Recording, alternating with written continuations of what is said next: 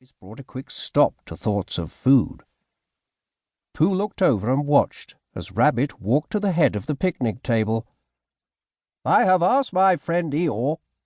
He paused and nodded in the direction of the grey donkey, whose head was hanging down, as usual. "I have asked him to propose a resolution." Pooh cocked his head. Resolution? He did not like when Rabbit used such big words. He opened his mouth to ask what a resolution was, but before he could, Eeyore lumbered over to stand by Rabbit. He placed a piece of paper in the middle of the table, and then proceeded to straighten it out, for a very long time. Finally, he cleared his throat and began to read. "Christopher Robin is going," he said, his voice slow and deep, and, as usual, devoid of any happiness. "At least, I think he is. Where? Nobody knows. But he is going." Eeyore paused, and his heavy brows furrowed as he looked over the words on the page.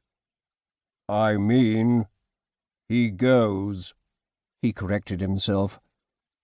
Then he went on. "Do we care? We do. Very much. Anyhow, we send our love. The end." The sullen donkey stopped speaking and slowly lifted his head from the paper. The other animals were silent.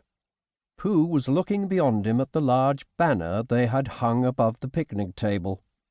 The words, "Farewell, Christopher Robin," were written across it, not quite straight, in a mishmash of colours.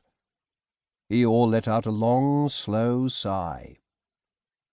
"If anyone wants to clap," he said finally, with little enthusiasm in his voice, "now is the time to do it." As if on cue, Christopher Robin himself walked into the clearing. "That's a lovely poem, Eeyore," he said in a kind voice. The 7-year-old had been hanging back at the edge of the clearing until Eeyore had finished. Now he brushed back his auburn bangs, which had grown long and shaggy over the summer months, and looked around at all his friends. He felt a lump in his throat. He loved the odd collection of animals more than anything in the world.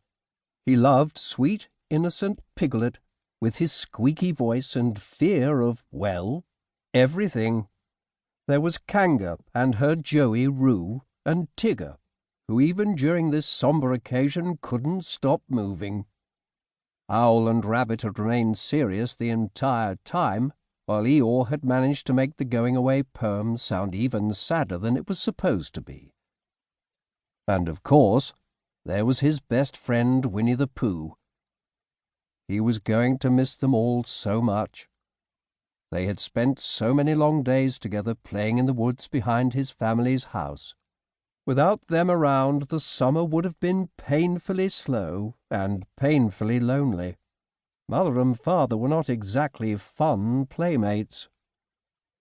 Knowing that the others were looking at him intently, eager to see if he liked his banner and poem, Christopher tried hard to smile. But he could tell that the others knew he was sad, especially Pooh. "It's just too bad it's over," the bear said, pulling his red shirt down over his belly. "I would have liked it to go for a while longer." With a nod of agreement, Christopher Robin walked over to the picnic table. His shirt and shorts, which had fit at the beginning of the summer, were now too small, and he found himself pulling them down in a similar fashion to how Pooh tugged on his clothes. Although Christopher knew that Pooh's reason for a tight shirt wasn't so much growing up as growing rounder from the abundant honey he ate. Jumping up onto the picnic table so he was closer in height to Christopher Robin, Piglet approached the boy. Even now, after countless hours of playing and adventuring together, the small pig seemed nervous. Christopher Robin tried not to smile, as Piglet, whose expression was far too big and serious for such a tiny creature, held out a small bag. "I made you this sack of 100-Acre Wood acorns," he stammered. They are my